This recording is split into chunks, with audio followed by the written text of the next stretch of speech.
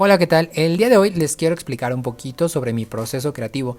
Este es un proceso que utilizo comúnmente para realizar piezas, ya sea esculturas, ya sea diseños de producción, para cine, para diferentes proyectos. Este proceso le llamo un mood board y es un proceso que atraviesa por distintas etapas. Este proceso se utiliza, por ejemplo, en el mundo del interiorismo, del diseño de alguna pieza, en la búsqueda de sus colores, de sus texturas y de sus formas. El mood board es una manera de configurar a partir de objetos que tienen cierta relevancia por cualquiera de los aspectos que les mencioné anteriormente. No nos vamos a basar tanto en el significado de los objetos, ¿no? Por ejemplo, esto es un micrófono y en este caso no me importa mucho el hecho de que sea un micrófono, sino la textura de la malla de metal que tiene. Esto es un cristal para soldar y no me interesa tampoco mucho, pero sí me interesa el plástico burbuja que tiene encima y cómo se relaciona ese plástico burbuja con el interior que es liso. Estas tramas o estos pequeños chivotitos que tiene aquí este hula espuma, así como el cristal o estas pequeñas piezas de metal. Lo que voy a hacer es buscar entre mi colección de cosas, navegar por el mundo de las chácharas que tengo acumuladas. Puedo incluir todo tipo de objetos como telas, papel, algunos objetos como metal, vidrio, etcétera, etcétera, etcétera.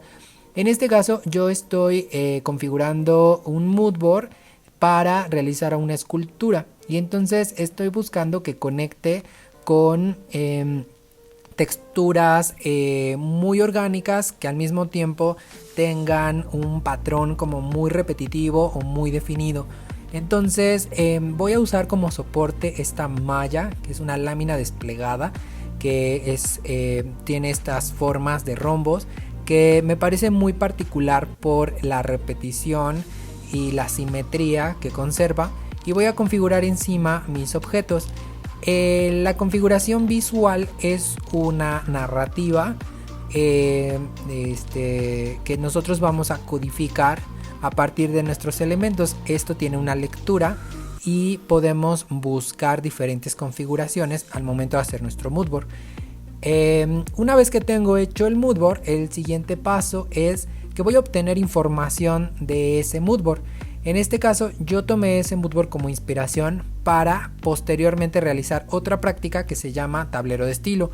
En el tablero de estilo lo que voy a hacer es encontrar imágenes que se vinculen con las referencias de mi mood board, es decir, con toda esa obtención de colores, texturas y formas que ya realicé previamente en el mood board.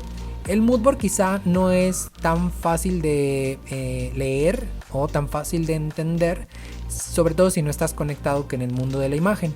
Pero en el caso del tablero de estilo lo que hacemos es darle un poco más de sentido o hacerlo mucho más fácil de leer para un posible cliente quizá, o para un equipo de trabajo, ¿no? Muchas veces tenemos que comunicarnos por medio de imágenes cuando hacemos diseño de producción o cuando hacemos algún diseño de un producto, de un objeto. Comunicarnos con más personas que están siendo parte de un proceso creativo, que son parte de un equipo.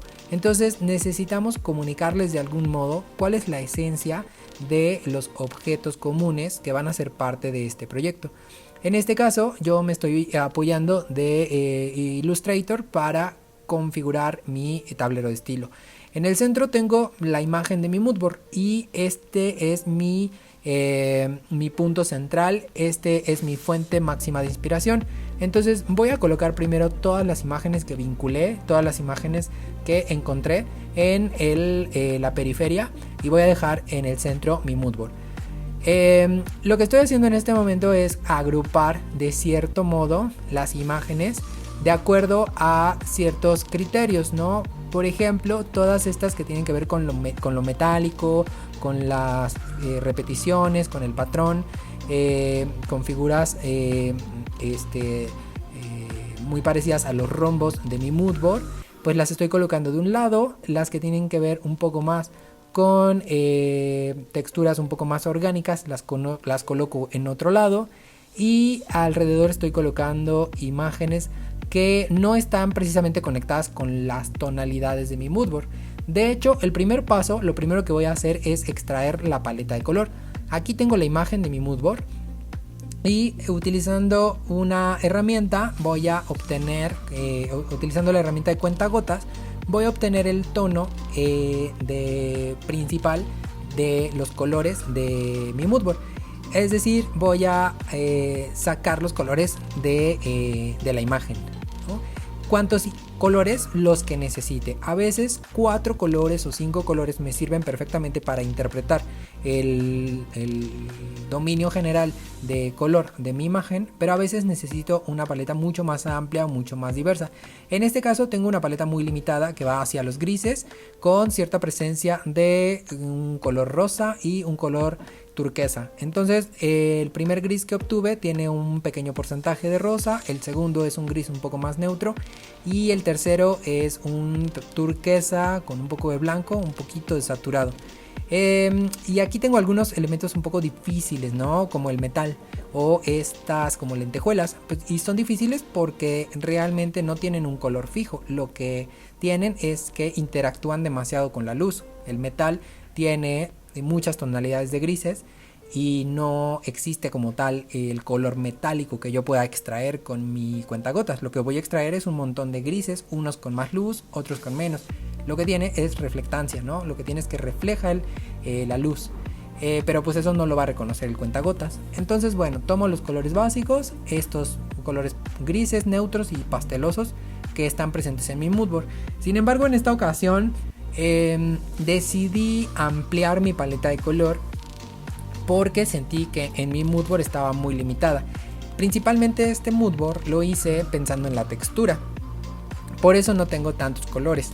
A veces el mood board lo hacemos pensando en el color, a veces en la textura y a veces en la forma. Como este mood board está hecho solo pensando en la textura de la pieza final, no tiene esta paleta diversa de colores, pero en la investigación visual, en el apartado ya del tablero de estilo, complementé esa investigación. Y como pueden ver, esa investigación me llevó mucho hacia los amarillos.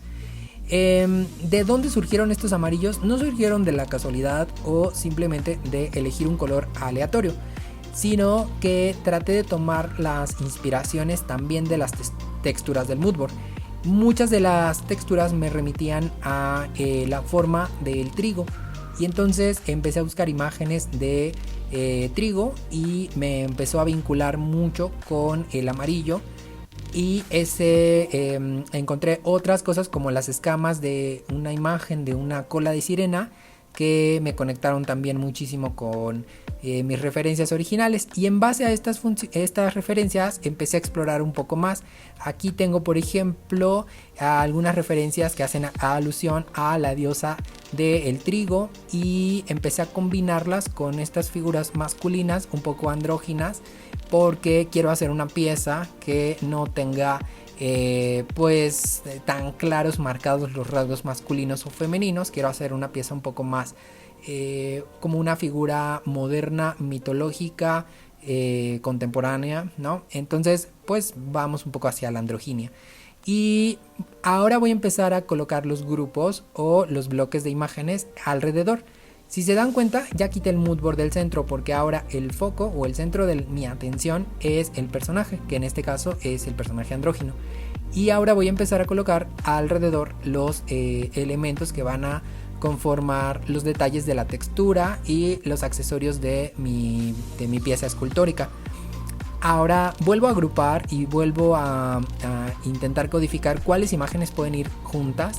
Aquí interpreté, por ejemplo, este tema de las escamas sacado de los rombos, ¿no? Los rombos me hicieron tener como esta lectura de escamas, pero no quise llevarlo completamente hacia las escamas, entonces empecé a encontrar otro tipo de referencias como los estoperoles, que parecieran un tipo de protección, ¿no? Así como las escamas funcionan para proteger a algunos animales, a los reptiles, creo yo que son como mecanismos de defensa, ¿no? Entonces pues me estoy dando cuenta que mi personaje es un personaje que tiene como muchos mecanismos de defensa. Por eso también encontré estas cuchillas, estas navajas de afeitar, que son además metálicas, filosas, peligrosas y son un gran mecanismo de defensa. Esta imagen de la cola de sirena se me hizo muy importante, como porque creo que este personaje va a ser un vínculo entre entre un personaje mitológico y la modernidad, ¿no? O la industrialización o las máquinas, ¿no? Es como un choque cultural entre lo orgánico y las máquinas. Y justo a eso me lleva la imagen de la cola de la sirena en una lavadora, ¿no? Es como una criatura del bosque, una criatura del mar, una criatura élfica, pero que está ahí en una máquina de nuestros tiempos modernos, que es una lavadora. Entonces mis referencias también van un poco hacia allá, hacia una combinación entre objetos orgánicos combinados con elementos modernos, como esta imagen en donde el trigo está hecho en una pieza de joyería con unos diamantes. Pues una pieza bellísima además.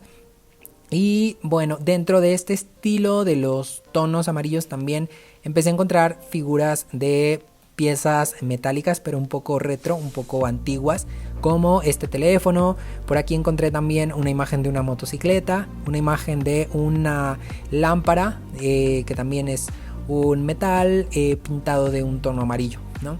Entonces no sé bien todavía a dónde me van a llevar todas estas referencias, pero me van conectando con un discurso, con un mensaje, con un personaje, ¿no? Y poco a poco voy a empezar también a clasificar cuáles imágenes no tienen ninguna relevancia o cuáles imágenes no se conectan para nada con mi personaje. Entonces no todas las imágenes de la investigación terminan estando presentes en el tablero de estilo. En este caso, como pueden ver, de pronto voy borrando algunas que pues al momento de organizar las ideas veo que no tienen coherencia o congruencia con el resto de las imágenes. También les quiero comentar que yo suelo ponderar un poco los tamaños de las imágenes con relación a qué tan significativas son para mí. Entonces, si una imagen la pongo muy grande, quiere decir que lo que puedo obtener de ella es mucha información, ya sea por textura, forma o color. Pero si la imagen la pongo por ahí pequeñita, chiquitita, quiere decir que es una referencia que no es tan significativa, ¿no? Por ejemplo, esta de las hojas del árbol, pues quizá es importante, pero no tanto como para ponerla cerca del centro o grande. La estoy poniendo un poco alejada y pequeña, ¿sale? Y bueno, pues también puedo decidir cuáles van adelante, cuáles van atrás, cuáles son más importantes y cuáles no tanto, ¿ok? Y bueno, pues esa es una manera de configurar un tablero de estilo. Hay otras versiones de un poco más organizadas, por decirlo así, un poco más hacia el diseño editorial, que me pueden servir para configurar un formato parecido a un dossier. En este caso, mi tablero de estilo es un poco más caótico y así me interesa mantenerlo. Ahora voy a empezar a obtener una paleta de color más cercana al proyecto final. Les decía que del tablero del moodboard, obtuve principalmente texturas, y como pueden ver, esas texturas hicieron o se convirtieron ahora en referencias como más contundentes o más claras, pero la paleta de color no estaba planteada en el moodboard. Sin embargo, en el tablero de estilo ya encontré los colores que deseaba, esta exploración de estos amarillos profundos con un poco hacia los naranjas y sobre todo los verdes y turquesas que tanto me gustan. Entonces pues aquí configuré ya un poco más la diversidad de la paleta. Y bueno, estos son una paleta en la que yo voy a combinar los primeros colores que obtuve de mi moodboard con los segundos colores que obtuve de mi tablero de estilo. Esta exploración, la verdad es que te va acercando muchísimo con la creación, ya sea, les decía, de un personaje, de un escenario, de una locación, de un puppet para animación stop motion, de un escenario para una obra de teatro. Un moodboard y un tablero de estilo te pueden ayudar a encontrarte con la visualidad de prácticamente cualquier proyecto. Cuando lo haces para ti es un poco más fácil, porque la respuesta a todas las dudas las vas a encontrar en ti.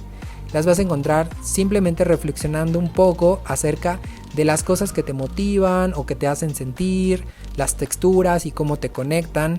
pero también se puede hacer para un cliente. Hay muchas ocasiones en las que diseñamos un tablero de estilo para poder comunicarnos visualmente con un cliente o ver qué tanto la información que nos da el cliente se parece a una propuesta visual.